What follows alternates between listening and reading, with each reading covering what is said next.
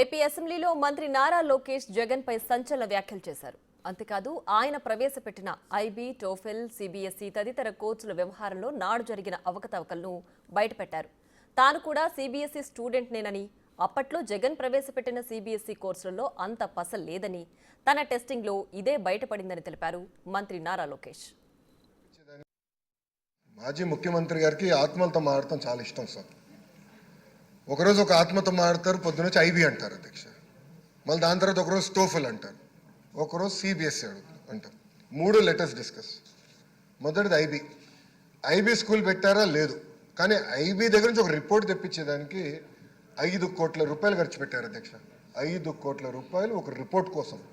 అది అలానే టోఫెల్ ఏమైనా అమలు చేశారా? చేయలేదు.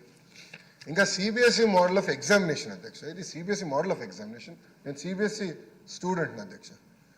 10th క్లాస్ పరీక్షలు అంటే మాకు యూనిట్ టెస్ట్ల నుంచి సెమీఫైనల్స్, ప్రీ ఫైనల్స్, మాక్ ఫైనల్స్, దెన్ ఫైనల్కి వెళ్తాం అధ్యక్ష. ఇది ఏదీ జరగకుండా, ఉపాధ్యాయుల్ని ప్రిపేర్ చేయకుండా సింపుల్గా సిబిఎస్ఈ మోడల్ ఆఫ్ ఎగ్జామ్స్ అనేసారు అధ్యక్ష. ఓకే, 10th క్లాస్లో చేశారు, సరే 9th క్లాస్లో ఆ మోడల్ తీసుకొచ్చారా? ఎందుకంటే మన ఫార్మేట్కి ఆ ఫార్మేట్కి తేడా తీసుకురాలి. నేను భయపడి ఇమీడియట్గా మాక్ ఎగ్జామ్ పెట్టమని చెప్పాను.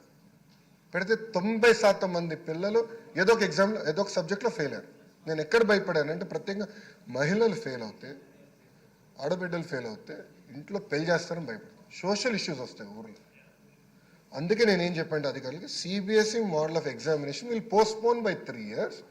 ఉపాధ్యాయుల్ని రెడీ చేద్దాం, పిల్లల్ని ప్రిపేర్ చేద్దాం, తల్లిదండ్రులు కూడా ఈ ఎగ్జామ్ వల్ల ఏమేమి జరగకపోతే వాళ్ళకి ఇంటిమేట్ చేసి రాబోయే 3 సంవత్సరాల్లో ఈ మోడల్కి స్విచ్ అవుదాం అని నేను చెప్తాను జరిగింది అధ్యక్ష.